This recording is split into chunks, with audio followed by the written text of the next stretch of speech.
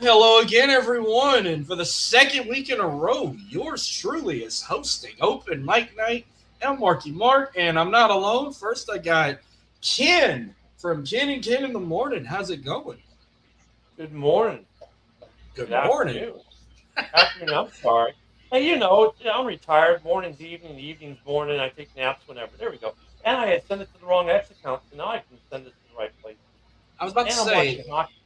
it had an exclamation mark when it went live, and then of course we got the man himself, the man I'm going to be joining tomorrow night with his co-host on Steel City Mhm. Sports for a crossover with Astros Pirates tomorrow night. Big Rich, what's going on? What's up, man? 2-2 Pirates and Astros down at Yep. Dakin Park. By the way, Ken, does this make us the Funky Bunch? Are we It missing some? might. Yeah. Two We might two be of the the Funky funky Bunch. bunch. Yeah. Yeah.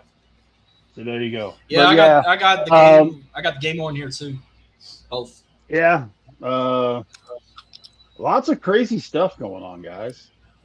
Dude, we went from like the NFL, whatever, nothing's really going on. And then all of a sudden, May 31st, July 1st, boom, a bunch of big items all at once. And only one that's well, two are kind of surprising, I guess. I mean, we all kept hearing about the A.J. Brown trade. We kind of knew that was going to come. Um, but yeah, it got crazy, man. Yeah, I don't think it surprises anybody that AJ Brown is now a Patriot. No, but I mean, It, it- the Eagles put themselves in a position they had to trade him. I mean, they got like what 8,000 receivers on the roster now. well, but So the good part was they covered their butt, because they knew that he wasn't happy there. They knew he wanted out. So they were like, okay, fine, we're going to draft a guy. Plus, we have an established guy who can work with the kid. So if we get rid of AJ Brown, yeah, it's going to hurt a little bit, but it's not like we're rebuilding from square one. and they got a good And return on him, right? A they got first, good return.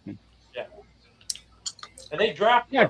well. So no, I mean that was no surprise. The Myles Garrett trade was a surprise actually, and then to find out that he was Mhm. unhappy and wanted to be traded was a little bit because the rumor mill on that was very short. Like I saw like one quick rumor, and all of a sudden the next day, boom, it happened. Like whoa! But you know what? That's a good trade for both teams. I was just about to say that. I think that's a great deal for both. Verse is a tremendous player. He's about 6 years younger than Garrett. Rookie Plus, they're going to contract. get the one and the two and the three in the next 3 years. This is one of those trades that's a win-win. I think on both sides. Well, it's rookie contract. So you've got him for 2 more years plus the fifth year option, which is still going to be cheaper. And you know what? Yeah, some people are saying, oh, it's the worst thing in the world for him because you're going to have to fill the shoes of Myles Garrett. No one expects him to be Myles Garrett. He wasn't traded for Myles Garrett. He was traded for the haul that he came with. And look, if he gets 14 sacks, fans in Cleveland are still going to love him. He can do that. And he can do that. So I mean, they're getting younger, they're rebuilding, and let's say Shaduki becomes their quarterback, things get even better. If they won what 3 games last year. If they win 5, 6, 7 games this year with Shador Sanders, and he looks like okay, wait a minute, now these draft picks don't have to be worried to package to get the quarterback they want or draft the quarterback they want. Now they can draft linemen, receivers. They could do all kinds of other things. Here's what I'll say. All AFC North teams are probably thankful Miles Garrett is in LA now because they're like, phew, we don't have to face him. Oh, Yeah, by the no, way, Yeah, guess who yeah. plays the Cleveland Browns week 1 this year? That's the My Rams. guys. yeah, but Jared Verse is good. He's not Miles He Garrett. is. He's still going to hurt He you. could be. He He could could be. be. Now, look at what they did. When you think about what the Rams did, is they're all in, right? They're getting Garrett at his prime versus waiting for Verse to hit his. Verse is still Hmm. ascending. Cleveland's like, look, we got this guy at his prime, but we're not going to be able to do anything with him. You want him? Give us the guy of the future and some draft picks, and go win you a Super Bowl. That's basically what this deal is for both teams. The Rams are all in. right? They got a guy in his prime, in his early 30s. They're all in, contract the whole nine. They get a guy who's still ascending with what, over 14 sacks? Your mic's going in and out, Ken. They got a guy who's still ascending, had what, 13, 14 sacks last year? As they're rebuilding their organization. And if they win 3 games, guess what? They're in the Manning sweepstakes. If they win 7 because Shador Sanders pans out and is the quarterback that people thought he was before the draft last year, or some people thought he was, then win-win. Now they got their quarterback. They got a good running back. They got Verse. Now they can go get a receiver. They can get a tight end. Now they have tons of money for free agency because they freed up all that money that they're not paying Garrett anymore. It's a win-win it's a win for both teams.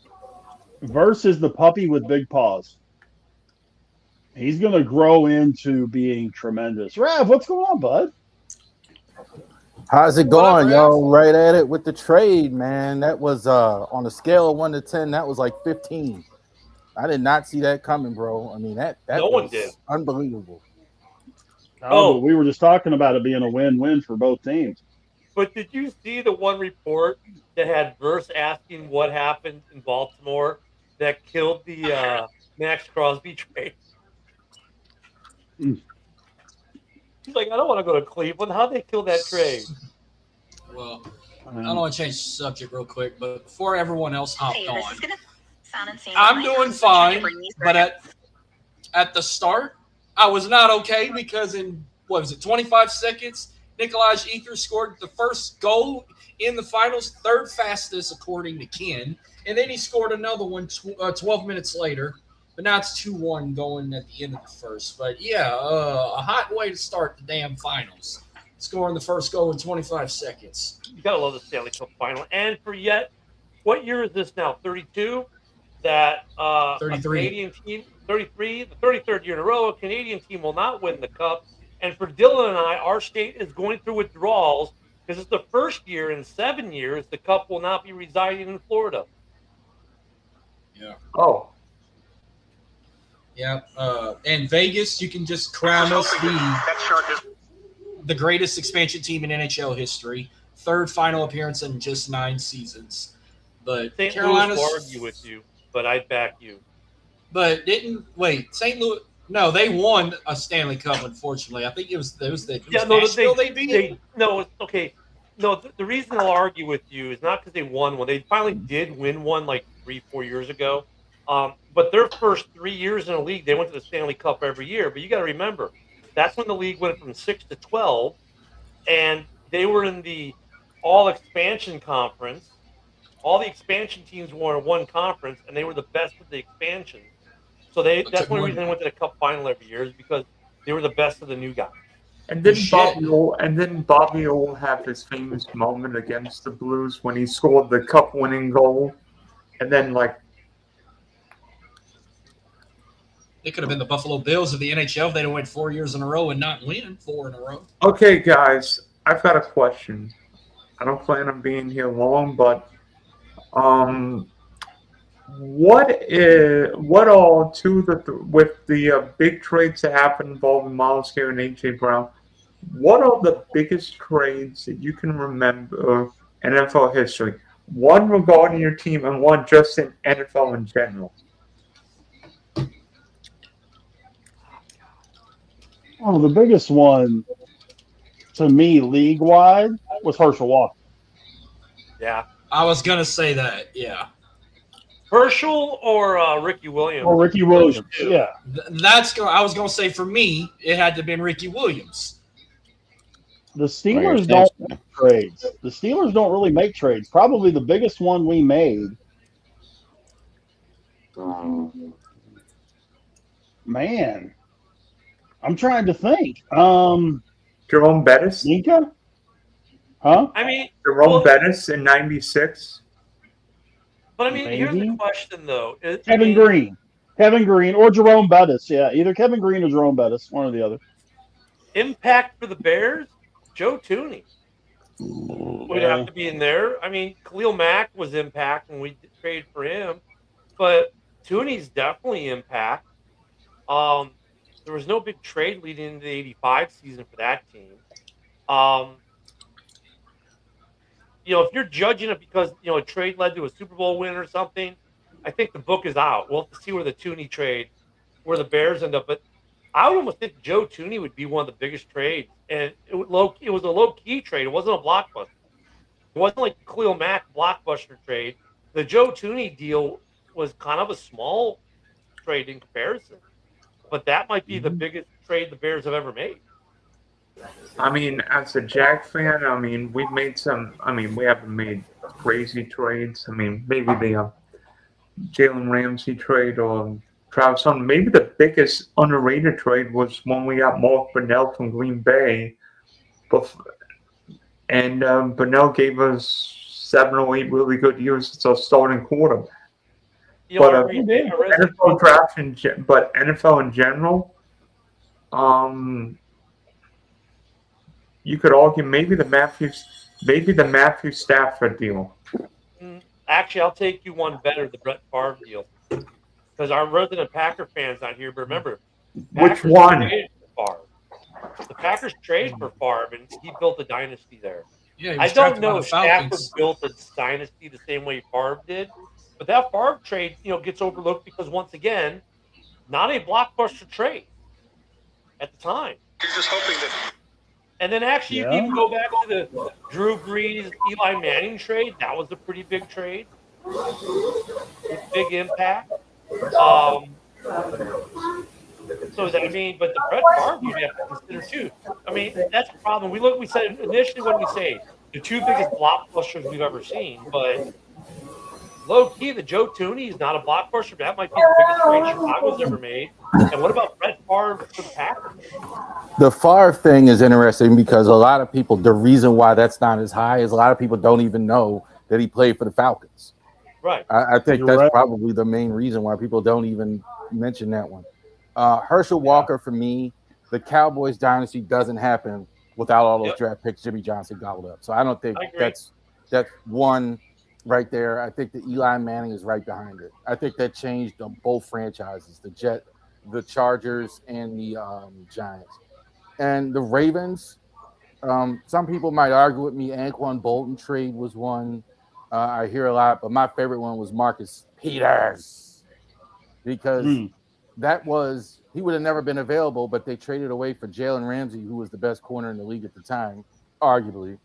And so that made Marcus expendable, and they basically traded him for like a 4th rounder and like a marginal starter backup guy. And Peters, that really made a big impact. Peters was a real stud, was one. So probably I'm leaning to that to my best trade for the Ravens market because it was such a fleece. With your team, though, you can go back to the Cleveland days, some of the trades they made when they were still in Cleveland that were impactful back then. I mean, but yeah, I think I would agree with you, though, for their time in Baltimore. Maybe as a franchise, Baltimore is an interesting case because their franchise counts as 2 teams. The original Cleveland Browns and the Ravens, same franchise. It's like the Hurricanes and the Hartford Whalers. Same franchise, right? When they moved, they changed their name. I think they look at all the records under the new Cleveland Browns. I don't think they shouldn't. I mean, they do, but they shouldn't. Because when you go to a Hurricanes game, they still have all the Hartford Whaler retired jerseys up. Because it's the same ownership, it's the same franchise. And it is true. It was true in the beginning. So that's why you see guys like Ernest Biner knowledge. But yeah, you're right. Bernie Kirk goes, where does he go? He goes to Cleveland. He doesn't go to Baltimore. I don't. But all the old Colts players go to Indianapolis. Same situation. Except the teams kept the name. Yeah. But no, I think that's an interesting case though with a team like Baltimore because really they're 2 franchises in one. So I'm going with one of the biggest Pittsburgh trades. Had to be when we traded the 27th, the 3rd, and the 6th round pick with the Chiefs for the Troy Polamalu. That was a big trade. Mm-hmm. See, and the thing is with those trades, we don't think about them right off the rip because it wasn't some big blockbuster deal.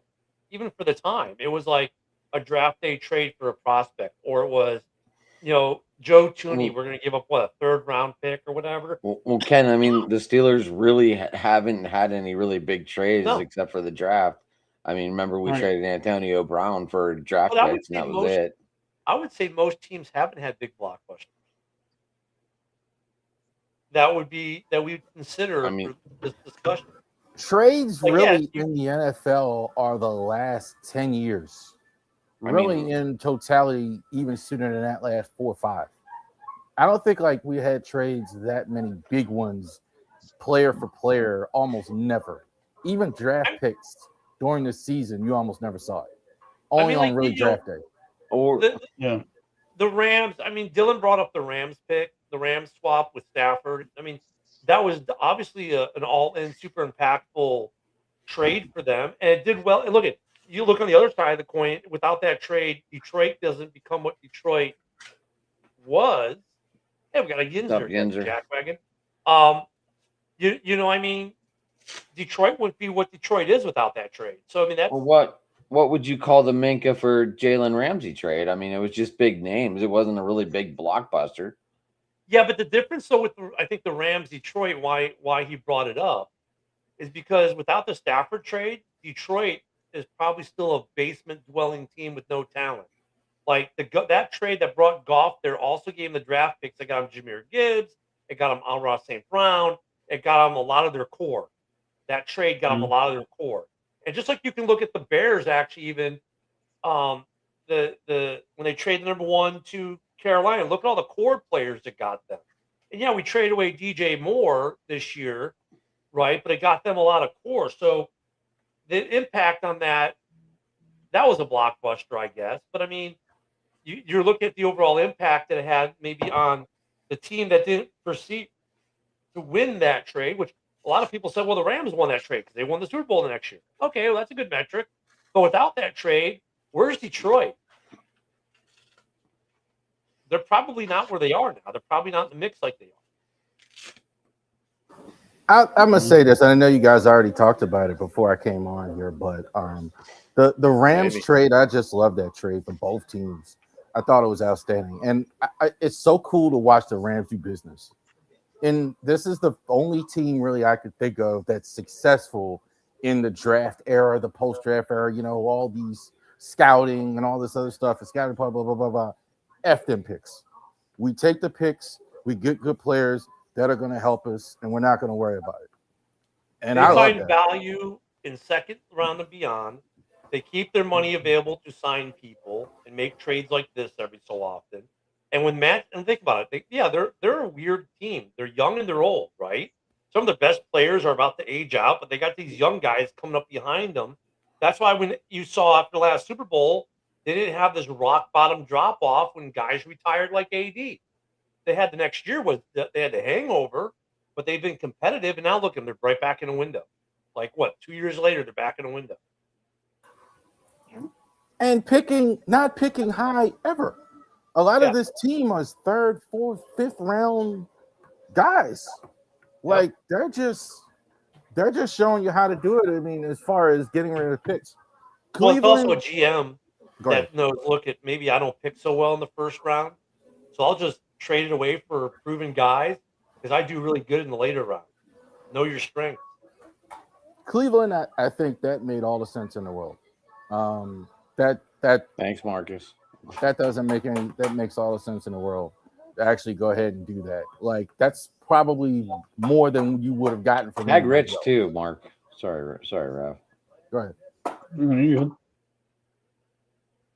No, I just saw we're only on one channel Facebook, and I don't know why. Well, when you Yinzers, figure it out. Well, I didn't make the link. What is the definition of a Yinzer, by the way, so everyone knows? It's a Pittsburgher. It's a guy from Pittsburgh. Yins is, if you've ever noticed, that's the first time you ever heard Yins come out of my mouth. For me, it's not. I've been in Texas too long. Yins to me makes absolutely no sense, but it's a Pittsburgh.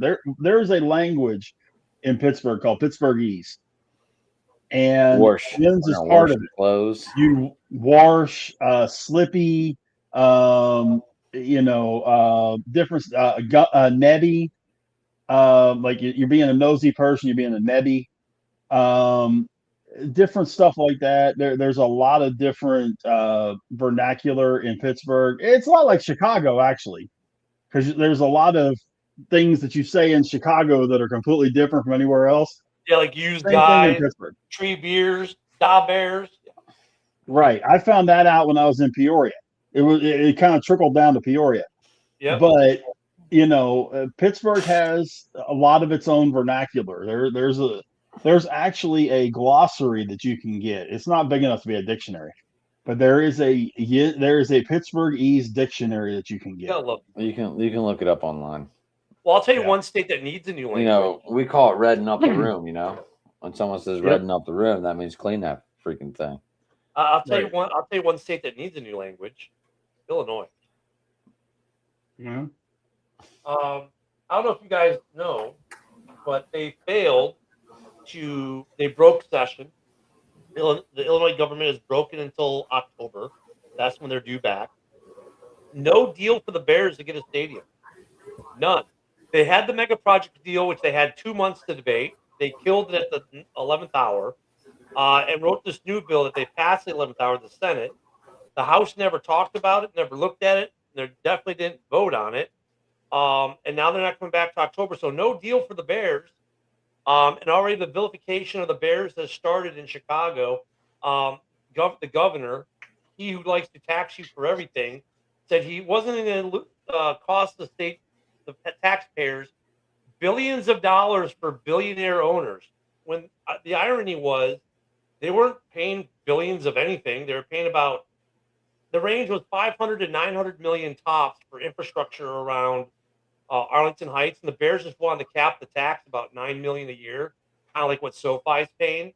And they were using the guise of we're saving the taxpayers money so that the property owners, their home property tax, they were saving them. And by the way, Vegas just tied the game at 2. So it looks like the Bears may move to Hammond. The Governor Braun has already given a message like, hey, we're just waiting to see. We're optimistic. Of course, wearing a Bears jersey when he did it.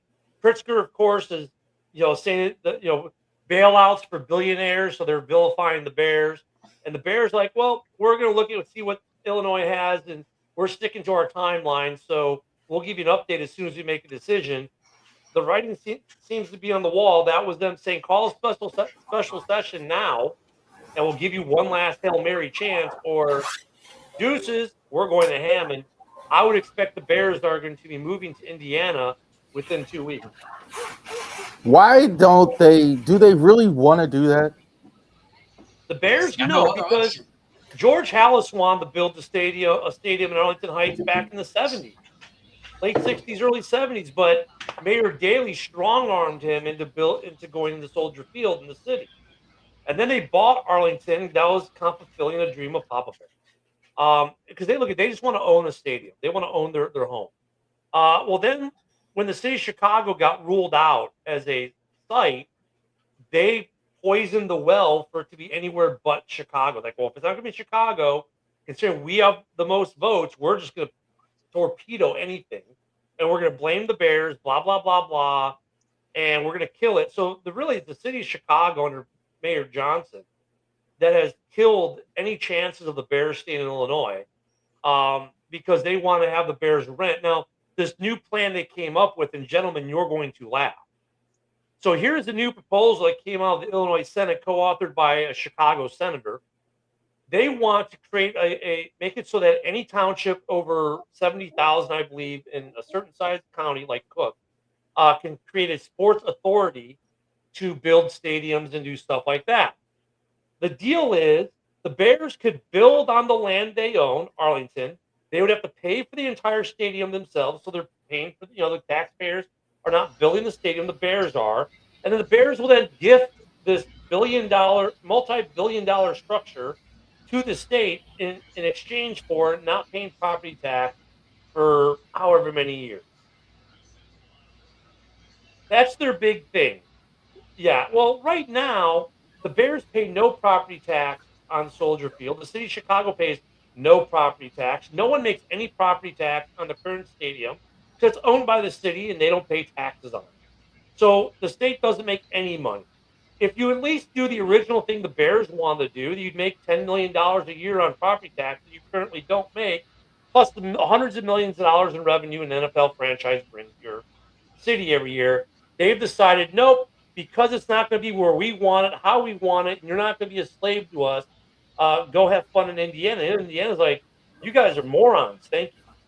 This is exactly why a lot of people don't know this one's story as much. This is exactly why the Commanders are way out in where they are in Landover. Same thing. Landover. Huh? They wanted to see when RFK, which was the smallest stadium in the NFL at the time, they wanted a bigger stadium.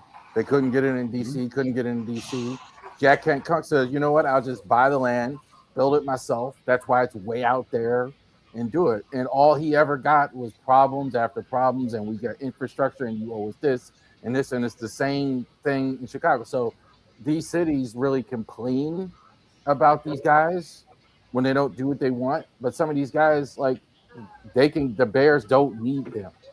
No. They have an offer to go wherever they want to go. It's the same thing Jack Kent Cooke did. He just built it way out there, and all they did was they wanted to take his land. They don't want a permit, that, and all the other stuff. Well, Kansas City is no longer going to be in Kansas City, Missouri. They're going to be in Kansas City, Kansas. They're crossing the state line. This is why the Niners are not in San Francisco. Hey, what's up, Snoop? Snoop Van Poop in the house. This is why the Bears are going to Indiana, because, and you look at kudos to the state of Indiana. Republican governor, Democrat-controlled legislative. They came together in a bipartisan fashion in record time. Like, it took them 2 or 3 weeks to get their bill passed and signed by their governor, because they realized, look, as a Republican, I'm not going to get everything I want. As a Democrat, I'm not going to get everything I want. But together, we're all going to get something that's going to help all of us. And they did it. Illinois couldn't do that, and then the city of Chicago was like, well, you know what? If you're not going to build it in the city, and we're not going to get to dictate to you how everything's run. You're not going to build anywhere in Illinois. And they just effectively ran the Bears out. And guess what they're going to do now?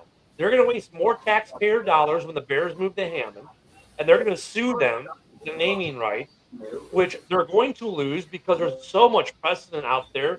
Jets, Giants, Chiefs, 49ers, the Cowboys, of all these teams that don't play in the city they're from, but play in the suburbs or across the state line, that they're going to lose money, and the city of Chicago and the state of Illinois is going to be so friggin' stupid that they're going to keep spending millions upon millions upon millions of dollars to sue. Carlson just scored. And lose. Yeah, I must be about 45 seconds behind having to go So, just the guy who does all the there's the goal. Nice goal. The guy who does all these sports stadiums, he's done like 23 different stadiums. They was interviewed on Fox 32 Chicago the other day. And he said the deal the Bears gave the state was the best sweetheart deal he's ever seen any professional sport franchise give a state. And the fact that they balked on it and did what they did is just unreal. Look, you look at the state of things. Malls don't exist anymore. A lot of people don't go out the way they used to. They ought to be begging for this type of thing. They ought to be begging for this type of thing. So I don't understand. But again, cities and things have to have control, have to do it this way, have to get their, it's really like mobsters. I was watching Godfather in Harlem. Everybody's got to get their piece, or it's not a product. When it comes to the city of Chicago, let me break it down another way.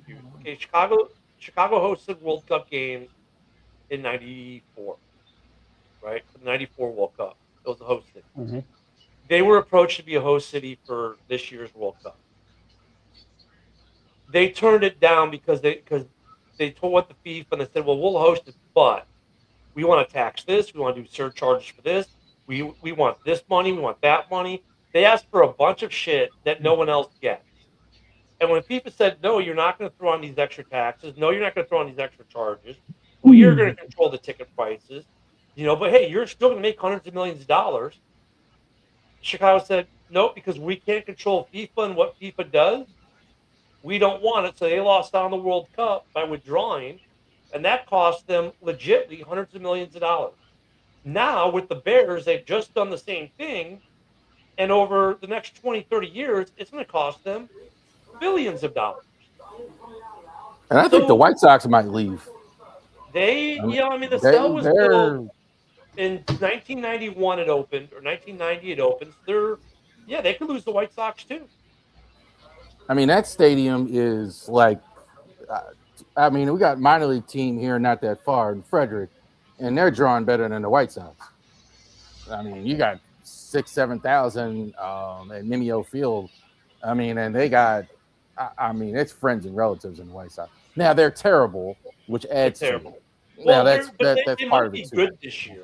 They might get they're doing better. They might draw some fans, but I mean, dude, when it comes to Chicago and the way they're with their teams, like the Cubs, they're never going to leave Wrigley, so that's never going to be an issue. And the city's never going to charge them more than they're paying $3 million a year in property tax at Wrigley for their conference.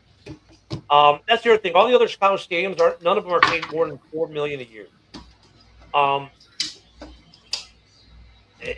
They're just a mess. They're a mess, and it's the oldest one. The founding franchises, and you're gonna lose them because you're stupid. I mean, and now they're vilifying the team. I was watching local coverage out of Chicago, and it's just, they're blaming McCaskey. Well, why are you blaming McCaskey? He's been trying to get a deal for basically 5 years. He's wanted to do something for 3 years since they own the land, and for 2.5 of those years, the state of Illinois said, "We ain't got time for you. We don't care." The only reason they cared now is because Indiana stepped up to the plate and said, "We'll do something."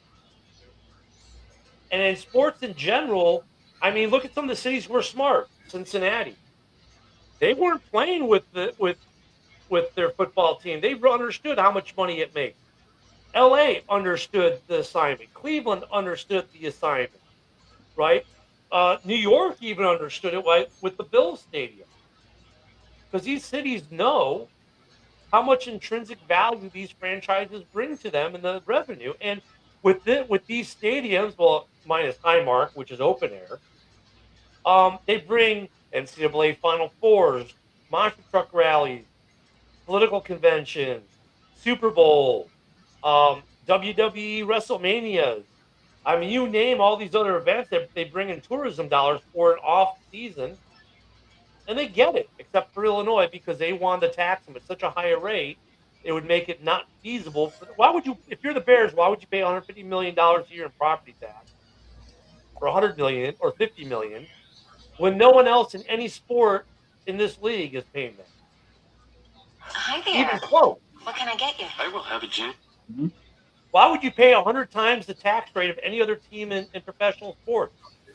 Especially when you can build your own stadium, you can afford to do it if you want, or if you don't want, you got a whole nother city offering you a much better deal. Just as a business deal. The Bears have never asked for public money to build this stadium. None. They're funding the entire stadium. If they build in Arlington, they own the land. They're funding the entire stadium. The cities don't want that. That's crazy. And it's not just Chicago. I know you're going, Chicago's a liberal, blah, blah, blah. But no states want. Well, no. Arlington Heights wants it. Arlington Heights, they're like, yes, please come here. The state of Chicago, because they're losing the Bears and they're getting a little butthurt, they're trying to kill it. But then the state everyone wants to tax them at that high rate, because it's Illinois. They got to pay for stuff. Everything that they want to do. And that's a cash cow for them, they think. But now, instead of having that a couple $100 million a year in revenue they make from the Bears, they're going to lose all of it. So Indiana's going to have 2 football teams. Yep. But within what, 3 hours of each other? Just like Pittsburgh and Philly. It's going to put the Bears closer to the Lions as well. So you're going to go between that drive. I mean, the Bears, I think the new stadium will be dead center between Detroit and Indy. And it'll put them closer to Cleveland, or not Cleveland, but Cincinnati. Yeah. It's still a 3-hour drive from Cincinnati to Indy. Yeah. So, I mean, the city of Chicago is just going to lose out. And, it's funny, there's enough land out there. We were hypothesizing on the morning show Hey, there's enough land. The Bears could build an amusement park out there, a theme park. The Bears could be the first professional sports team to build a theme park. They wouldn't be the first professional sports team to have a theme park because Anaheim Mighty Ducks, owned by Disney, of course. But the The Bears, if they Altoona, wanted to, the Altoona Curve have an amusement park in their outfield and behind the fence. no, I mean a legit theme park, like a Disney World kind of theme park. I Roller don't know. It's a coasters, little water it's rides, the whole 9 yards. that's Well, our double A. Hershey Bears, you could go there too if you're going to minor league. Hershey Park. Literally, the Yeah. theme park is really right there near the arena, Hershey Park Arena. But you see, They're the connected, Mavericks yeah. want to do the same thing. Mavericks want to do the same thing. They want to go ahead and build a brand new arena at an old mall, and they want to go ahead and just do the whole thing. And this is what you're seeing a lot of these deals are. They're trying to get in the real estate business. They don't want to Yeah, just. they're leaving downtown. They've already said they're leaving downtown. They're leaving downtown Dallas. I I'm thought just there was curious, a chance but- they could go to Las Vegas too. I'm I don't know gonna if that's going pull to up. happen, but I think there was a chance of it. Vegas has been smart. Think about it. Vegas in the last decade have gained a hockey team, which is winning game one of their third Stanley Cup final they've been to, winning game one 3-2 right now. They've picked up the Raiders and they're picking up the A's. And they're think getting an that- NBA team, which is why I think Dallas has got to stay And- because I think they're getting the expansion franchises. And the Aces have won a couple championships in the WNBA, and their arena football team, the Vegas Nighthawks, is on a quest of going back to back in arena football. I think the A stadium is going to be too small. I haven't seen the new stadium for I them. think it's only going to sit like 32,000. For the It A's looks stadium? nice. It looks awesome, though. Yeah, but for baseball, isn't that about the average? What's the average in the MLB? 40,000. Not even 40, 42, something like that. Not even that. I mean, I don't even think the Cubs fit 33,000 in Wrigley, do we? I don't think so. I know Dyken Park can fill up to about 40,000. I think you build Well, it like 40, Dodgers- 45 because you're going to have some like playoff games opening day. You're going to have a few more. But the The average is about 30,000, if that. The average is 42. Okay. I don't The know. largest stadiums are Dodger Stadium at 56, Chase Field at 48, and T-Mobile Park at 48. The smallest are Progressive at 35, Lone Depot Park at 37, and Fenway at 38. Wow, so Wrigley gets more than that. Wow, okay, Wrigley's a little bit. Is that attendance or is that just stadium size? Wrigley That's holds capacity. I think 30. I think 38. That's capacity. Ken. Yeah, I think I that's what always thought Wrigley was smaller than that for some reason. I don't know why. Since they Well, with did all the the- expansion at Wrigley, they went That's up to like almost But- 39. Well, do they count the rooftops? Yeah, because those are counted seats now. Those are counted tickets. That's where the difference is. Yeah. Yeah, counting the rooftops is the difference there. The rooftops probably had Well- about 2,000 or 3,000. And don't According- don't turn your heads, guys. But Riley Green is starting to get hot. He's hit home runs According- back-to-back days. Yeah. According to Major League Baseball, the official capacity of Wrigley Field is 41.6. Wow, That must be with standing room.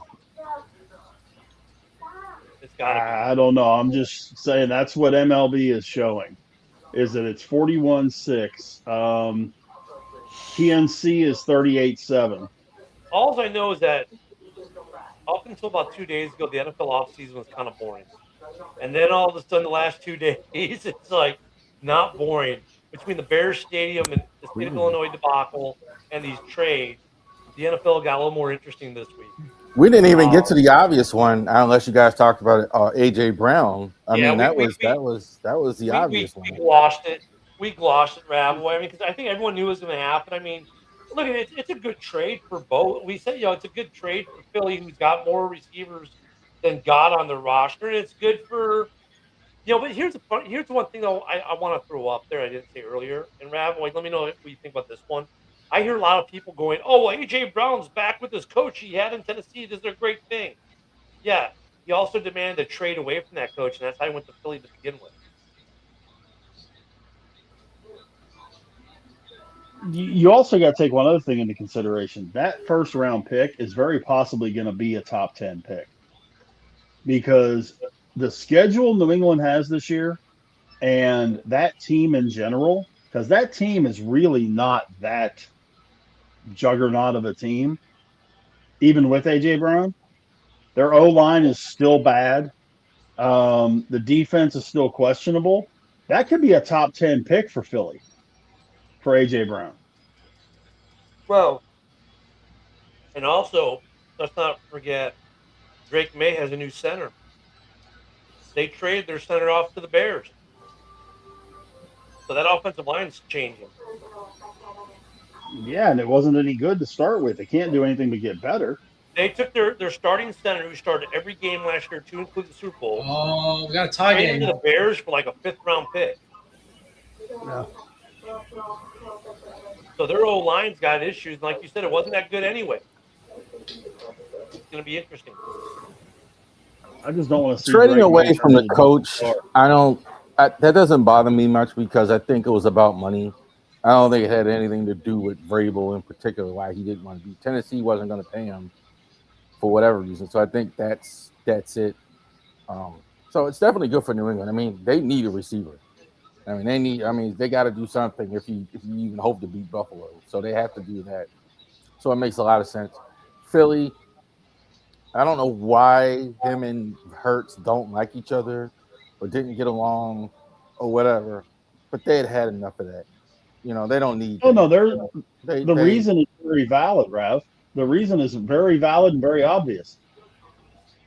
A.J. Brown is not Hurts' number one choice. Hurts' number one choice is to hand the ball to 26. And ever since they brought in Barkley as a free agent, A.J. Brown has been squawking because he wasn't the number one piece of the offense behind Hurts. Now Hurts' number one option is 26, not 11. And that's where the problem comes in, is because A.J. Brown thinks he should be the guy that the offense rotates around. And since they brought Barkley in, it didn't anymore. Hey, real quick, Carolina just scored. Stall put it in 3-3 tie. The thing with A.J. Brown, though, like he wants to Should I be go guy, get my right? Jordan Stall jersey? You better be wearing it. What's A.J. Brown going to do when Romeo Dobbs is the guy who gets all the touchdowns? Because Dobbs, as much as the guy, I don't think he's that great receiver. He's probably a better 2. He'll probably do better now in New England as a 2 instead of the hybrid 1 thing he was doing in Green Bay. But he always finds a way to get sneakily open in the end zone. What's A.J. Brown going to be like when he's not getting the red zone touchdowns and Romeo Dobbs? Are we going to re-see the diva where he's going to cry about not being the man and get the rock? Is this going to be a problem for New England? Because Dobbs is not great, and A.J. Brown is going to be the guy, but everyone knows that he's the guy, so guess who's going to get more opportunities? So when Dobbs gets more opportunities and starts getting more touchdowns that A.J. Brown's not getting, are we going to see diva moment again in New England? I just don't. The reason I've never been able to wrap my head around Hurts and Brown, and I understand what you said about Barkley and all that, but I don't know how much more production you think you're going to get anywhere. He's already a top 10 productive receiver in the league. How much, do you have a better? Do you have a better quarterback now, Drake May or Hurts? Maybe. Some people would say maybe a little bit better, possibly. But well, he's more of a passer than Hurts is. Okay. Again, so what do you think his production is going to be in New England as opposed to Philly? Maybe he gets 1,200 opposed to what he got last year. I don't think it's much different. I don't think it's I don't think it's much different. No matter where he. All I know is the Eagles saved what, $27 million? Yeah, and look it's like the Eagles were smart. They drafted a replacement early. They got draft capital for him. They draft well. And for A.J. Brown, does he make New England better? Well, sure. Don't leave out Johnny Wilson on this team. He was out all year on the IR. But he makes them better though than he's better than Diggs was last year. So he makes them better, let's say, in that route. But look, production, I agree with Rav. Is it going to be much different? No, he's still going to draw double, triple teams. And then when he doesn't get the ball, and Romeo Dobbs, who's an opportunistic guy, and if he doesn't drop them, starts making catches and starts getting touchdowns, and now Drake May is looking at Dobbs and not looking at Brown. Now, guess what? Brown's going to be a crybaby again. He's going to demand another trade. Don't forget Trayvon Henderson too, and Stevenson. Don't forget those two. I think I agree, but I think he's probably going to get double more in New England than he would in Philly. I would think. Okay, just going off of last year, Rav. Okay, when it comes to number of targets, AJ Brown was 16th in the league. Receptions, he was he was 20th in the league. Yards, 19th. Touchdowns, 19th. So, yards per game, he was 12th because he did miss one game or 2 games. I'm sorry. So he wasn't that top 10, top 5 receiver. He's a top 20 receiver, which I think throws a little monkey wrench into things too, especially when you look at some of the guys that were ahead of him. Like, Dalton Schultz had more catches than him. Jake Ferguson had more catch. Keenan Allen had more catches than him. Hell, Bijan Robinson had more catches than AJ Brown did last year. So yeah, I'm sure that's where he's getting his butt hurt from, is that he's not the number one guy and not a premier guy in the NFL numbers wise.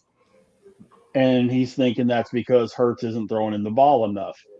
When you look at his number 16 ranking in targets, it's 65 less than Jamar Chase, 50 less than Amon-Ra St. Brown, 40 less than Trey McBride, 30 less than Chris Olave. Hell, Chris Olave was hurt all season too. He had 19 fewer targets than Wan'Dale Robinson. But if you're winning games, who cares? I understand. I'm with you. I'm looking at AJ Brown's mindset. That's all. AJ Brown, when he's not getting the catches, when Romeo Doubs is getting those touchdown throws in the red zone and not him, the bitchassery is going to come out. He's going to cry like a little bitch again. I hate to say this because he's a super talented player, but he's not a team player. It's all about me, me, me, me. And when he's not getting the opportunities and other people are getting them, here's the irony of it. Romeo Doubs is going to get those opportunities. Why? Because A.J. Brown is there. If A.J. Brown's not there, Doubs won't get as many opportunities as he will probably get. And A.J. Brown, instead of relishing the fact that he's forcing teams to triple cover him to leave his teammates open so that they can win games, will fall back to his bitch-assery and start complaining about how he's not the man, the MVP, getting the rock, blah, blah, blah. I mean, that's his MO. He's already shown it. Marcus, how far did O'Neal Cruz just hit that home run? It hasn't landed yet. That's what I was trying to ask him. I just saw that. And Andy Rodriguez hit another home run, Rich. He did. But yeah, O'Neal Cruz home run. And I just want to let him know Pete Alonso hit a home run tonight too, Rav. 12. Deal with it. Warming up. My hot take at the beginning of this is sounding better and better. Hello, Mrs. Rav. Here's a question for you guys. Have you guys heard about Mrs. Josh Rav wanting to trade in Arizona? She could have came on and said her name. She could have came on and said some more. Hi. Rich put him on. Rich had on Facebook. We had our anniversary last week, and she's like, Rich says, "Happy anniversary, Rav," and she goes, "Who in the hell is Rav?" Well, a spot is taken. Why does never call you? Does she want to come on and hear why we call you Rav? No, it's just I had to explain it. She's upset. She's like, "But who is Rav? Who are they called?" Rav is you, Rav. That is you. A spot is taking Mike Burrows off the mound. What do you guys think of this Josh Sweat deal? I mean, he wants out of Arizona because they stink. The which deal now? They're talking maybe a 4th round pick for this guy from the rumor people. Green Bay thinks they can get him fourth round pick after he signed a very lucrative contract last year in Arizona. I hope, and people are like, well, he wants to be traded. And my response was like, so? He chose Arizona last year knowing they were going to be asked and got a big contract. And now he's not happy because, oh, wait, and actually, they're not even asked. They lost a lot of games, but they weren't terrible. Like, ask Green Bay how hard that game was against them. It took overtime. Like, How bad? they, How bad was it that we just scored on a sacrifice bunt? that's pretty bad. Arizona's not a bad football team. Sweat's not that good of a player either. I don't know why he's always.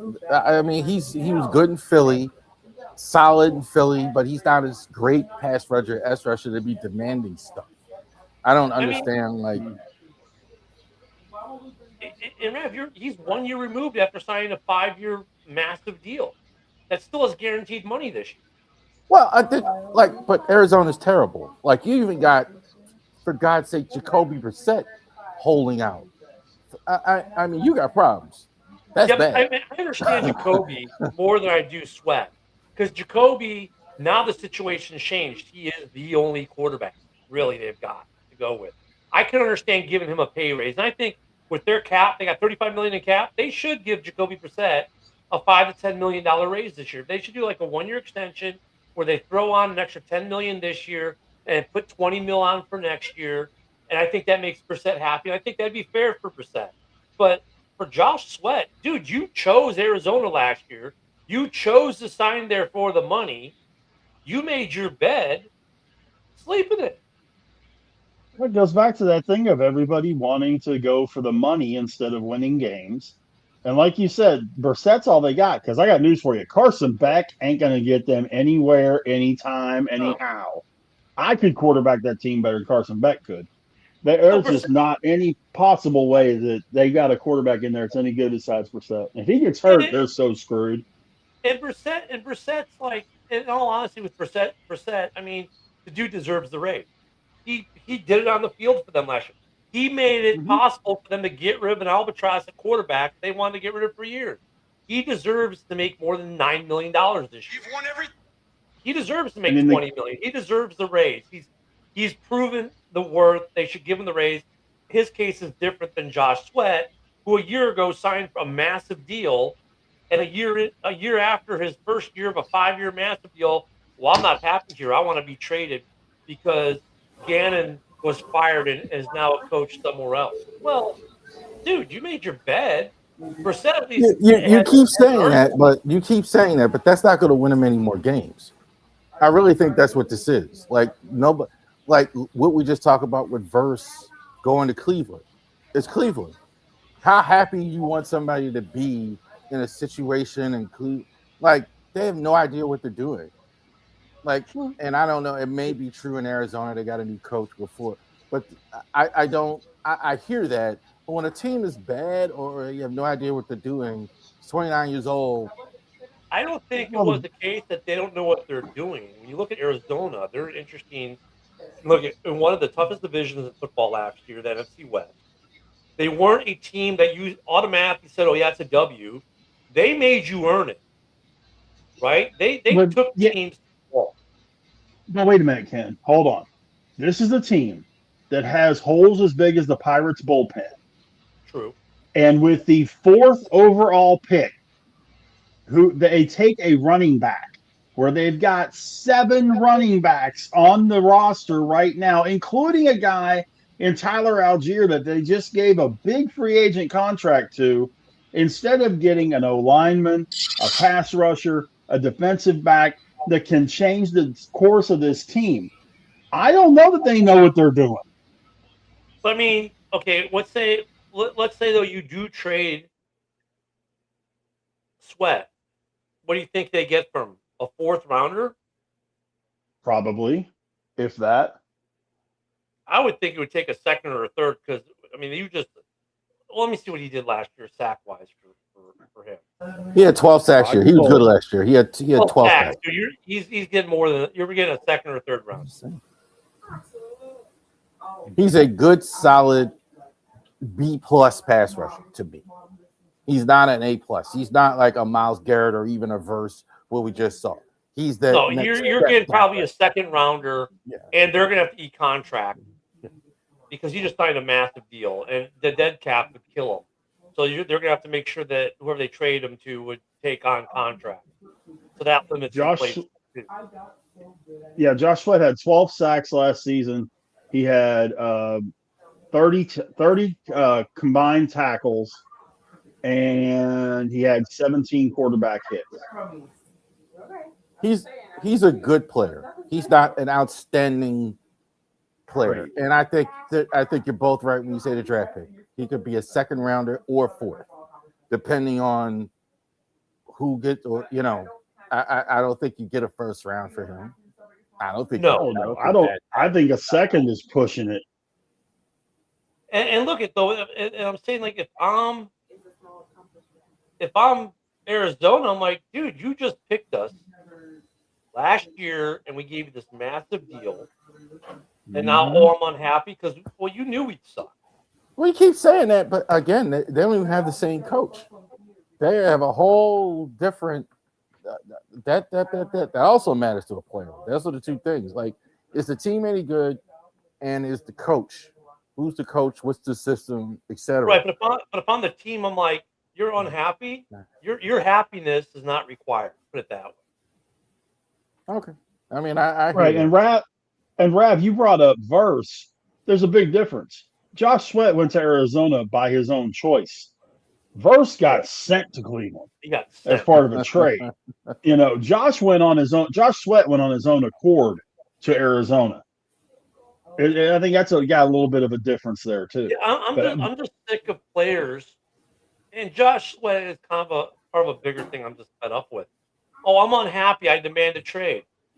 Look unless you're like Verse, where you were sent there or you were drafted somewhere. If you signed somewhere as a free agent or signed a contract, a second contract or a free agency contract, I don't want to hear the I'm happy stuff. You chose to go there for whatever reason. You chose it. And now if you're unhappy with it, deal with it. Because you know what? I bet Adam's not happy going to work every day with what he has to go to work for. And I don't, he's not demanding a trade. I mean, we all have to deal with that. Okay, so now your work environment's changed and you're a little unhappy. Be an adult. Deal with it. You chose to be employed by them. You chose to go to work there. Suck it up, Cupcake. That's good in the real world, right? This is the real world. That's no, it's not. NFL, it's not some ways because here's the difference. Let's say he gets an injury in camp and they decide to cut him, right? Right. He's got no choice in that. Players get cut all the time. They get cut for no reason. Where does that fall into this scenario, though? So if he gets so it wouldn't matter what team he played for in that scenario. But in this scenario, as far as I'm not happy and don't want to work here anymore, I demand to be traded. Dude, you signed a contract a year ago. It's the same. What my point is, it's the same attitude. It's the same attitude. It's not like they're going to be loyal to him, his production dips or anything like that, or that's not going to happen either. Telling him to get over it.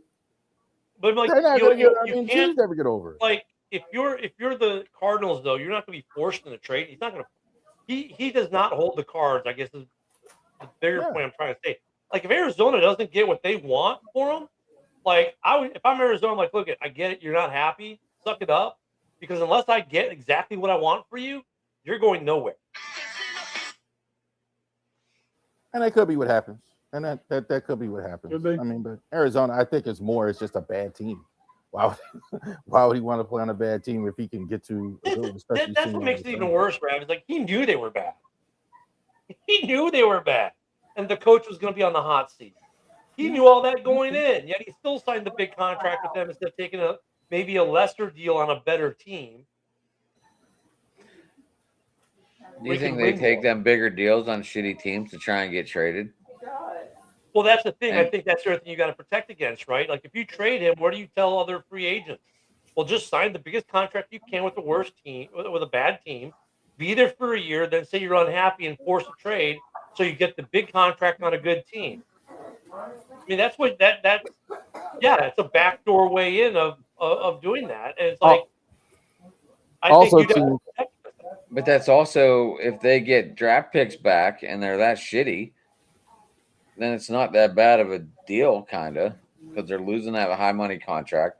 They're picking up draft picks. Well, it depends. It depends on how much of that money they got to eat in the trade. I'm just saying. I would just. But if you're trying an to bring NFL owner, something do you good want out to of start it. that trend? You want to reward that trend as an owner? Say, hey, you know what? I'm going to pay Rav $100 million on an 8-year deal, right? And then after 1 year, Rav's like, I hate it here. Trade me. Now I trade him. I'm still going to be on the hook for some of that money. But yeah, I get all these draft picks, which is great for my rebuild, maybe. But I'm paying Rav still. Which is the problem with guaranteed contracts. Right. Here's the other thing. We just went through this in Baltimore. Tyler Linderbaum. I mean, that contract blew the doors off of anything the Ravens were offering, and the Ravens offered them a lot of money. Like they $27 million. The next center was getting $20 million. Why did the Raiders have that kind of money? They had cap space. Bad teams are also the teams with all the cap. I just looked at the cap for next year. A lot of these teams next year, who has the most cap space? The Dolphins. Why? They're terrible. They just got rid of that contract, etc. Look, it's 2027 season they're talking about. Well, I don't think Linderbaum's going to want out of Vegas because they're going to be pretty good. Right? The way that defense is looking now, they're going to be a pretty good team, and they're building the right way. Dolphins, like they're going to get better. Dolphins way under the cap. Cardinals way under the cap. Falcons way under the cap. Jets way under the cap. And Raiders again. The only good team is the Rams, like in the top 5 as far as, and that's preliminary. Over the cap is like preliminary, etc. But that's kind of historically the way it goes. Like bad teams have the cap space to push the market if they want to push the market. Yeah, you don't really see a lot of good teams with a lot of I mean, I think if I'm Arizona, like unless I get a haul, I get what I want. Sorry, dude, you're staying. You know, I mean, and it's not to be mean to the dude, but it's like, you know, unless I get what I want, you're just stuck. You're stuck like Chuck. Sorry. Then you risk having an unhappy player, yada, yada, yada, malcontent, and you got to deal with that drama. I get it, but I'm not going to, but look, I'm only going to get rid of him if I get what I want. I'm not going to get rid of him just because he's unhappy. Like, I need to it has to make sense for the Arizona, too. You know, the Arizona has to get what they need to get out of it, or makes it, now they're just losing money because he's unhappy. So then he just suckered, right? He just in bad faith going to give him a big contract, and now they're gonna end up losing on him, not just financially, but with the draft. You know, okay, you're gonna pick up a 4th rounder, but you're giving up a player who's better than that. You know, he's probably worth a 2nd round pick. I'm sorry, unless I get a 2nd round pick for you, dude, you're staying right here because I spent that kind of money on you. It prohibited me from doing other things I would have done to make this team better. Not exactly the same situation in New York. John Harbaugh just gets there. Dexter Lawrence starts crying about his contract. The door immediately. Goodbye.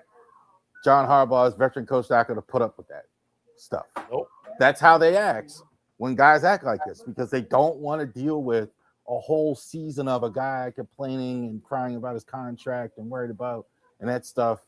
Sometimes they don't tolerate this type. And this is what I'm just telling you the risk you're taking when you have that type of attitude. When you say, okay, well, oh well, and too bad, and player just, you know, again, this is not the real world. A real job, people have to suck it up for years or their whole life, or Army especially. Hey, you got a contract, he's gonna get over it. You know, but in the NFL, where people have millions of dollars in options, no, they're not going to just always just deal with it. You got to make it right. You got to do business. Yeah, it's going to be interesting to see how that situation plays out. It really is. Mm-hmm. It's going to be a good hockey game going to the 3rd period, tied at 3. A baseball game, too. Pirates are winning 6-4. I like that Ryan O'Hearn home run. Oh, yeah. They took Dos Santos out and put Steve Okert on the mound. Like, that's going to help anything. And if Jamie was here, the Guardians are beating the Yankees. Well, we got a tie game in the Stanley Cup going in the 3rd inning, 3-3. Or 3rd inning, 3rd period, 3-3. Sorry. Everyone Rangers and Cardinals tied at 4. I can't.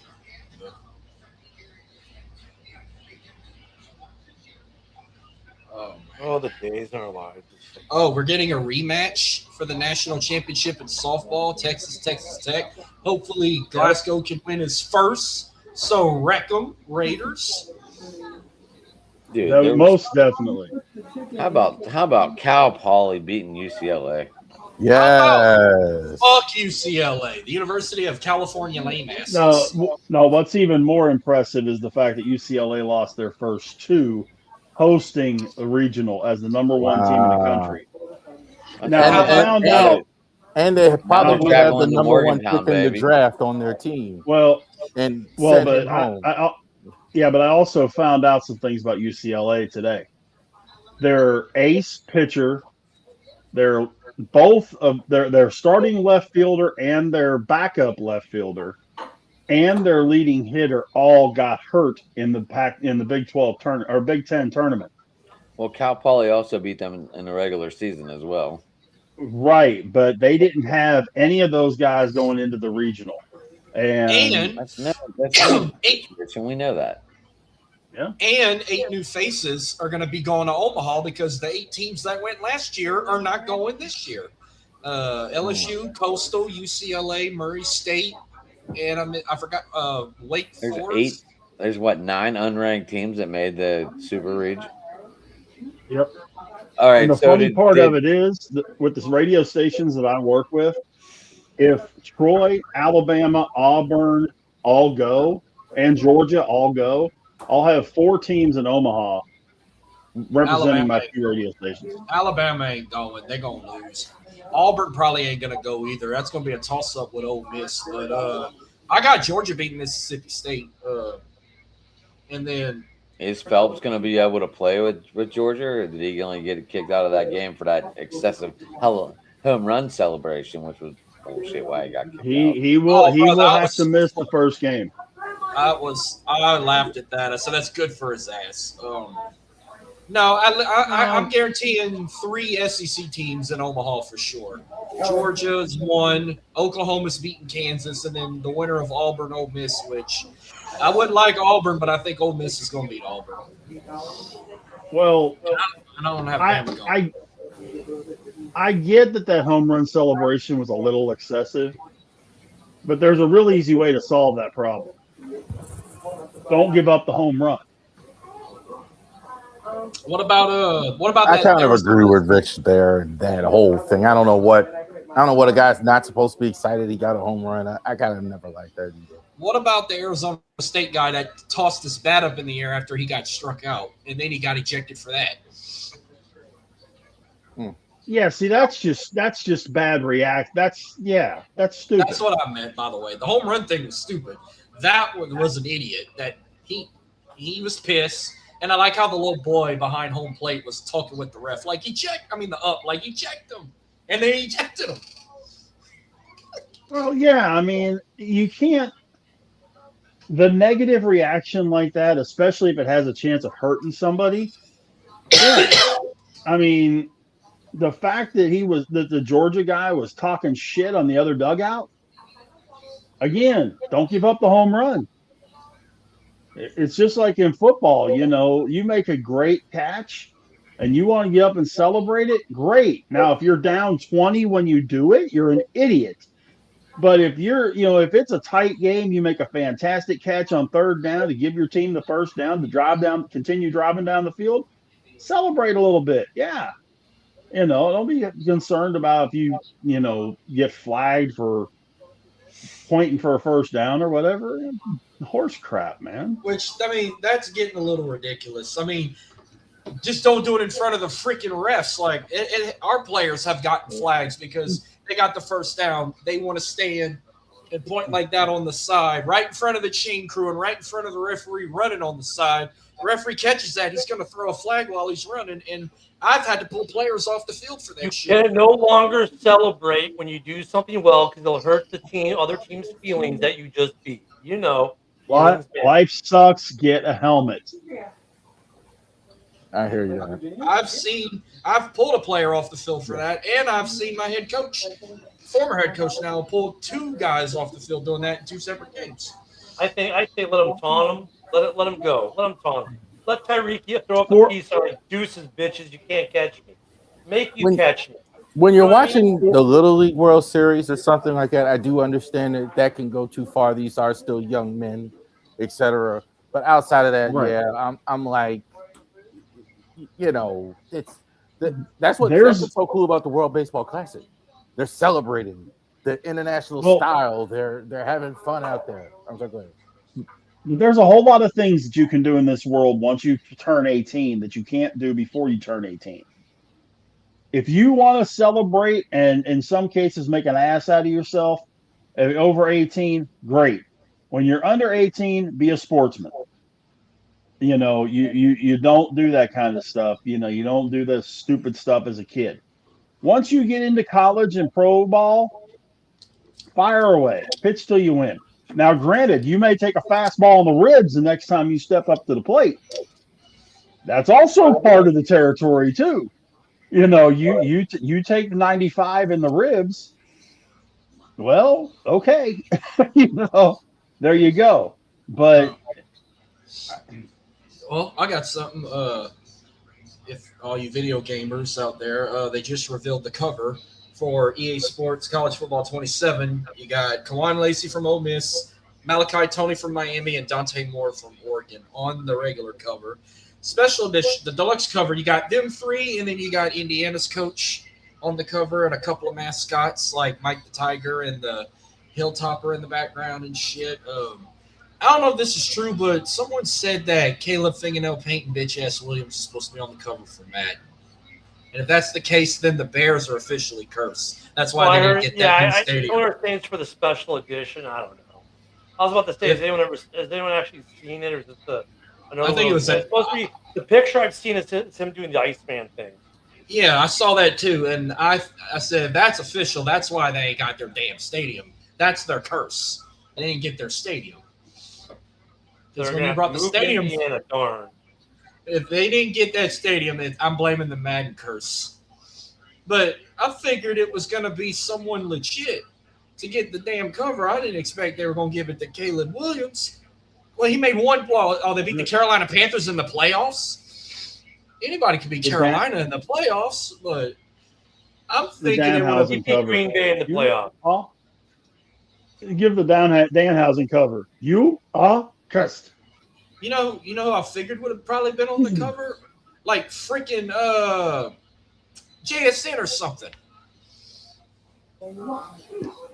JSN or at least JSN or they already did Josh Allen. They've done I don't know, they could have probably did somebody else, but do they duplicate? I'm trying to think. Have there been more guys that have done more than one appearance on the cover? Tom Brady. Or a couple guys. Okay, again, has there been anybody good? Has there been anybody good? I'm trying to think if Ray Lewis had more than one. I don't think he did. I know he had one. He had the 05 cover. Drew Brees had 11. John Madden covered it more than anybody else. And well, yeah, I don't count him because he was on the first 10 covers or something like that. You're not going to dump it. The only players to be on the cover more than once is Shady and Mahomes. And Brady. Yeah, Shady and Mahomes. Yeah. I was thinking of no, that's the only two players. And Barry Sanders was on the back of Madden 2000 and the main cover of Madden 25. I don't think there's anything wrong with having Caleb Williams on it. I mean, a lot of people think he's a top 5 quarterback. I'm not one of them. I'm not putting him back. That whole Iceman persona and the way that year ended, it's marketability. And let's face it, he is marketable.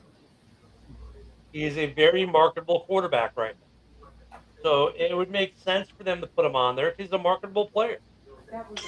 There's some hype around him. Top 5 market, too. Yeah. Top 5 market, Chicago, New York, Chicago, Los Angeles. You know, that's what they want. So, yeah. I know Josh Allen covered it not long ago. I'm waiting for he probably won't get on it till he gets protection. I could see Joe Burrow a future Madden cover, Jake Daniels a future Madden cover, Bijan Robinson will be a future Madden cover guy. Probably Probably Bryce. Lamar already covered it, so he already had his flowers. Who else? I can see old boy from the Lions, the wide receiver. He could be on the cover soon. St. Brown. I mean, Megatron covered it one year. I forgot what year it was, but I know Megatron covered it. Yeah, he did. One of the weirdest covers was that fullback for the Cleveland Browns for Madden 2012. I forgot his name. He covered it the year after. Peyton Hillis. Peyton Hillis. Peyton Hillis. Well, there was a lot of guys turning it down. Yeah, They've had a lot of guys because of the man curse. So a lot of guys, there's a lot of players that don't want to be on there. Can you believe, like, of all people, Aaron Rodgers was never on the cover. Peyton was never on the cover. Shocked Matthew Stafford never been on the cover, but I think he turned it down. Is it something where they turned it down, or it's because they had contracts with other merchants? You know what I mean? Yeah. Richard Sherman been on the cover. Gronk was on the cover. Yeah. Now I know Victor Wemby supposedly made the cover for NBA 2K27. I don't know if that's true or not. They usually give it to the MVP, and they ain't even announced the MVP yet of the league. Not women. Yeah, they did. Shea. SGA, yeah. SGA? Yeah, Shea won it back to back. Yeah. Mm-hmm. Oh, the MVP award. Okay, well, but yeah, Shea's back to back league MVP. Well, I heard rumors Wemby was supposed to be on the cover for 27, and the Legends cover. I'm trying to think. I want to see a legend that never made the cover yet. Like, I love Michael Jordan, but him and Kobe have been on it too much. I like when they get somebody new, like they did Carmelo Anthony last year. They did Vince Carter a couple years ago. Finally. When are you gonna put? I mean, Shaq, I think, made a cover too, bro. When are you gonna put like? Well, I don't know. Michael Jordan is more famous than Jesus Christ. Him and Michael Jackson. I mean, more people like you talk to a 10-year-old kid who's the best player. A lot of them will say Michael Jordan. No, if I tell it, no. Well, I take that back. You know, the 10-year-old will probably say who the greatest athlete in the world is right now, Cristiano Ronaldo. And he would be wrong. Possible, but. I agree with what Ken was saying when it comes to the marketability on Wemby. You know, he's another one that he's a marketable guy. You know, not only could you do a lot of kids stuff with the height, you know, with posters and that kind of deal, and you could do a lot of stuff with Wemby. I mean, I'm seeing a rumor like if they keep it with the same team. If Wemby gets the cover 2K27, they might put Tim Duncan on the Legends cover. Make it all San Antonio vibe. Yeah, good. Or Parker. Or what's another Spurs legend they can use? Parker, Tim Duncan. Considering that unfortunately he may not be around too awful much longer. What about Pop? A coach on the cover? Never had that. Yeah, but then the platoon of pissed off women are going to get mad they don't have a WNBA athlete on their edition cover because they gave it to Angel Reese. Someone that's mad, man. Like you're never going to make all these people happy. Someone's always going to be pissed off. I think Popovich too is the greatest coach. I think almost in any sport. I think I love Popovich. Popovich actually. Here's what he does that I like so much. He coaches. Go, baby. Yeah, he's up there with Belichick. You know who else you could put on the cover? Phil Jackson. Yeah. Sure. I mean, you can put Phil up there. You could put Riley up there. You know, you could even put Auerbach up there for that as far as that goes. But yeah, I mean, the big difference between Pop and Belichick as far as the coach goes, Pop only did it with one team. He didn't fail with 3 or 4 teams and then went to the Spurs. He went to the Spurs and built them. Now, granted, he had the fortunate misfortune of David Robinson tearing his knee and getting the number 1 pick and getting Tim Duncan. But at the same time, that was a really good team before Duncan got there. So he created. I think I could agree. He may be the best coach across the board. Popovich took the first guy from Duncan, Ginobili, Robinson, all that. They got cussed out and yelled at the same as the 12th guy. I saw it forever. That was the biggest. That was Kawhi Leonard's problem. He was getting treated like everybody else. He was the dumb. Popovich was just always screaming at him. I'll tell you what. Just like you do with anybody. I know this is a 1999 rematch, but you want to have a real throwback? How y'all feel about them putting the Larry O'Brien trophy back in mid-court right behind the logo for the finals? We'll have the trophy on the court art again, right behind the team's logos. Well, I mean, it makes sense since it's the finals. It makes complete sense. I wish the Stanley Cup would do that. Like, put the big old Stanley Cup behind the Vegas logo or the Hurricane logo. That'd be some legit shit too. But NHL too, I love their celebration. The only sport where the first person to touch the trophy isn't the owner. It's the captain. I love that. I love the I also love the curse that whoever wins the Governor's Cup never wins the Stanley Cup the same year. So the Avs won the President's Trophy. I'm sorry, not the Governor's Cup, the President's Trophy. The Avalanche won, and this is for Ken. How happy are you that Arsenal blew it and did not win freaking Champions League and PSG went back to back? They should have both lost. You know what I'm going to say, because look at it. Yeah, I get it. Harry Kane. We was robbed.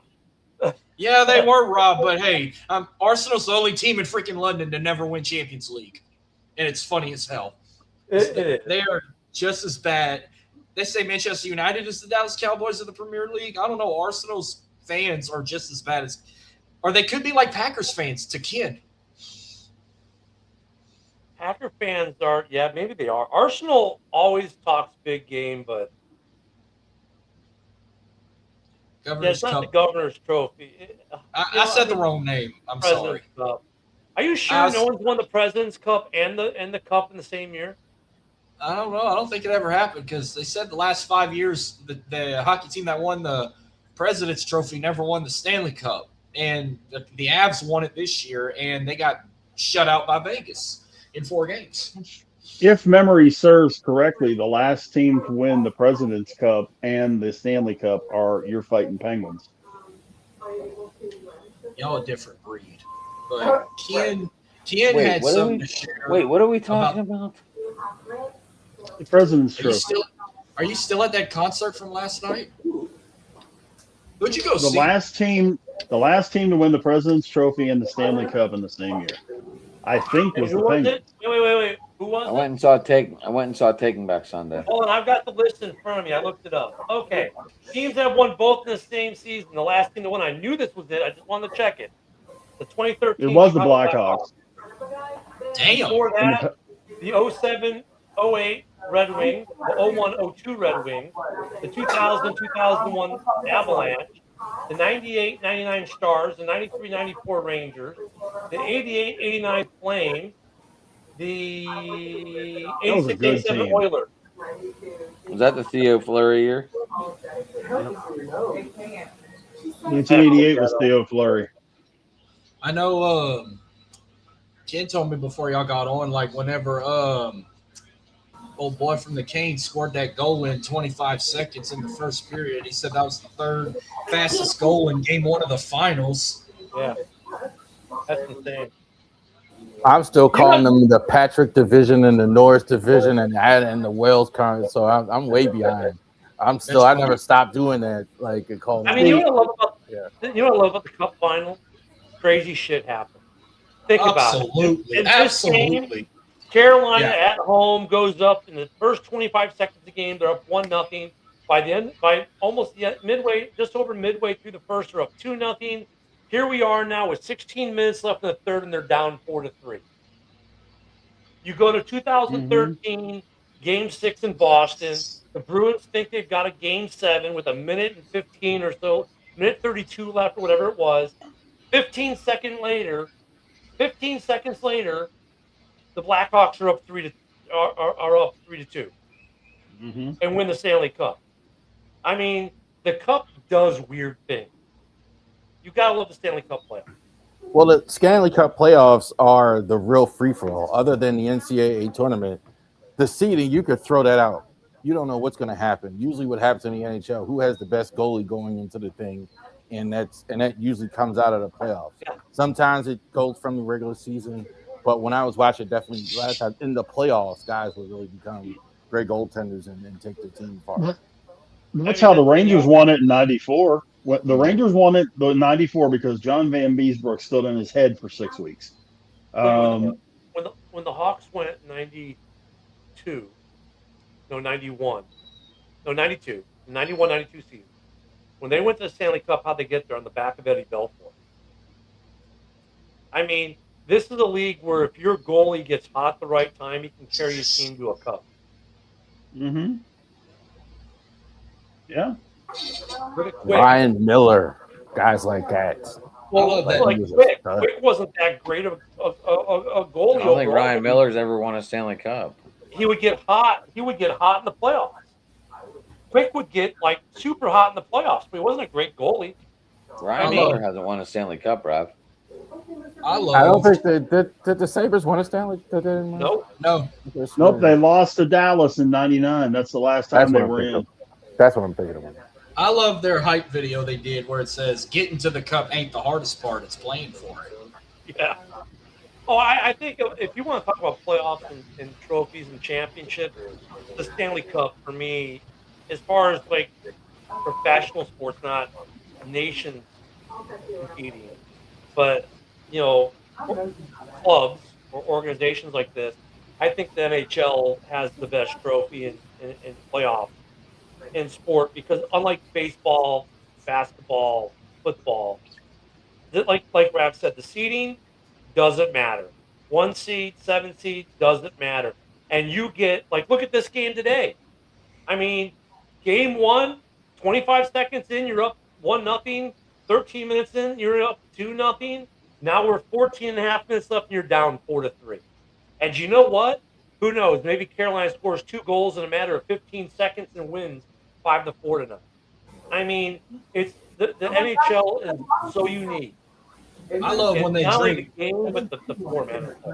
Somebody can probably answer this for me. I love the tradition where they drink beer out of the Stanley Cup, but which hockey player ate cereal out of it? Oh, a lot have. So as far as trophies go, the Cup, man, it's got a unique history. They have some documentaries that done with the keeper of the Cup, and people eating breakfast out of it. They've drank beer, champagne. They've had babies in it. What? All kinds of crap. Oh my god! Yeah, they put babies in it. I gotta watch this. Someone tried to make babies on the Cup. The night the Stanley Cup came. Go ahead. No, I was gonna say here's a couple of. I just looked this up. Some of the most unique and legendary ways to use the Stanley Cup by the winners. After the Detroit Red Wings won in '08, Chris Draper put his infant daughter into the cup, where she immediately had an accident. He reportedly cleaned it out and drank from it later the same day. When the Penguins won in '91, Mario Lemieux took the trophy to his home and floated it in the swimming pool to see if it would stay afloat. In '94, Eddie Olczyk took the cup to the Belmont Stakes and fed oats and food directly to the winning racehorse. Sidney Crosby took the trophy out on a lake near his home on his jet I remember that one. Yeah. And then in 1906, the Montreal Wanderers forgot it at a photographer's studio. It stayed there so long that the photographer's mother used it as a flower pot to grow geraniums. That's great. That's great. So, Rich, just to confirm your story, when it was floating in Lemieux's pool, it sunk and it broke at the bottom of the pool. It did. And it's the only trophy where everyone Well, you who had to wins pay for it to get fixed. you don't get to keep it, right? All right. It's not like the Lombardi. The team gets to keep it. It's not like the World Series. They get to keep it. You have to give this trophy back. Now, there's 3 Stanley Cups. There's a Touring Cup. There's 2 Stanley Cups. There's the Touring Cup, which is the cup that you'll see when they win it. Then there's the cup that's always at the Hall of Fame. Right? And then you've got the rings of the cup that have been retired that are in the vault of the Hall of Fame. So the one they keep in their like trophy case is a replica? Yeah. Yeah, you don't get to keep the original. You get like a smaller replica version. Yeah. Because when I went to Dallas one time, I went to an NXT show. I walked around the venue and I saw their only freaking Stanley Cup they won in '99, right next to the only NBA trophy they ever won in 2011, right next to the Mavericks. Yeah, And it looked small, and it was small, and I'm like, I thought this thing was fucking massive. No, it's like the Lombardi. Like the players get a smaller version of the Lombardi, like the one behind me. They get a smaller version. Well, that's the same thing with the Stanley Cup. Like the team for the Lombardi, the team keeps the original, and then players get a smaller one, like the ones behind me, that you can get signed, stuff like that. The Stanley Cup belongs to the NHL. The teams don't get to keep it. They get a replica for their display cabinet. They do all get a day with the full cup, though. That is the real cup. And, Yeah, okay, what is all that inscription that's all over the goddamn trophy? Is every that like player? It's the rosters of every team that's won it. God damn, you're gonna have to make that thing bigger in the next 20, 30 years. Well, no, they take off the ring and then they put yeah, it in the so trophy. the newest ring is on the bottom. So when they fill that ring, the very top ring gets retired, and the whole thing gets pushed up. So the most recent winners of it, their name goes after a while. Your name goes off unless you like win it twice. Then your name will just stay on there long. Well, no, yeah, I mean like your name will stay on it, and then when your ring gets retired, it just goes in the vault. So you'll always be on that ring. I wonder how many rings have retired. I can't remember. No, I'm pretty sure the other leagues. I'm pretty sure the other leagues are not like that. Like if you win the Lombardi, you keep that forever. You don't have to return that shit to the end. No, but if you win the Daytona 500, you do not keep the trophy. The trophy stays at Daytona. You get a replica because it's very similar. It has the names of all the winners on plates on the trophy. I don't know if the same thing for the Vicenza, the Hart Trophy, all the trophies in the NHL, like Vicenza, Hart, whatever, Norris. You don't get to keep that trophy. You get a replica because the original has all the nameplates and is kept at the Hockey Hall of Fame. Well, I don't. Yeah, I know Daytona and Indy both have the names of the winners engraved on the original trophy, and they go to the track. The Indy 500 original trophy is at Indianapolis. The Daytona 500 original trophy is at the Daytona Motor Speedway, International Speedway. Yeah, it's interesting how that stuff works, to be honest. Well, I'm never betting NASCAR ever again. I don't even want to talk about NASCAR. I'm never betting again after the shit that happened in freaking Charlotte, where they shut the whole race down after a massive rain out with 27 laps, and everybody lost their bets because nobody betted freaking Suarez to win that damn race. But if you paid attention, you would have taken Suarez because he was Kyle Busch's really good friend. I don't know if that was rigged or not, but I was picking Larson. I betted Larson, and They I said- betted, I think, Christopher Bell. I think I betted Bell on one parlay and Larson on another. But They said the same thing when Dale Earnhardt died. All of a sudden, Junior starts winning races after Dale Earnhardt died. That it's fixed, that it's rigged, etc. I heard that. that's just like the Lakers winning the bubble for Kobe in 2020. That shit was so rigged because if that shit wouldn't have happened, the Lakers wouldn't have made the damn playoffs if the world wouldn't have got shut down. All right, guys, I have to bug out. It's 10:30. I gotta bug out. Me too. You can get me at Drive. You can get me at Driving to the Top Productions on YouTube. You can find me on Ad McNally on Facebook. You can get me at Sports Talk Again on Twitter. I thank all the comments tonight. Good show tonight, boys, but I am bugging out. I'm gonna fly too. Twitter, Big Rich 8371. Facebook, just my name, Rich Richardson. Tomorrow night, that guy that was above me a minute ago, Adam, will be doing Steel City Sports Talk like we do every Wednesday at 9 Eastern. Marcus is going to join us to talk Pirates Astros. The current Pirates Astros game, the Pirates are up 9-4 in the top of the eighth after a 3-run top of the eighth inning. So we'll be talking about Pirates and Astros come tomorrow night. And that's it, And man. Boys, again, I appreciate everything. It's always a pleasure. But Paul I'm out. Skeens versus Spencer Argetti tomorrow. Yep. I'm at Dirty South ENT _ and reminder, coming up June 14th, we got our watch along for UFC Freedom 250, hosted by myself and Driving to the Top Productions. It's going to be a fun one. Once I get a time on the start of the fights, I'm going to go live 15 minutes before the card goes live on Paramount Plus. I'm going to send the link to everyone in the chat, and then if you're not in our group chat and want to be a part of it, directly message me, and I will immediately send you the link. That goes for Ken, and if he's not in that chat, I think if Rav, if you're not in the chat, yeah, okay, then you'll have it. And then if Rav's in the chat too, he'll have it too. I can't keep up catch with me at Talking Sports 18 at X. Ken and Ken in the morning, every Monday through Friday at 10 a.m. Central. I'm here with these guys. I try to be here every Tuesday, but life's been crazy. And the Bears show is kind of on hiatus right now. I think we'll get going here pretty shortly, though.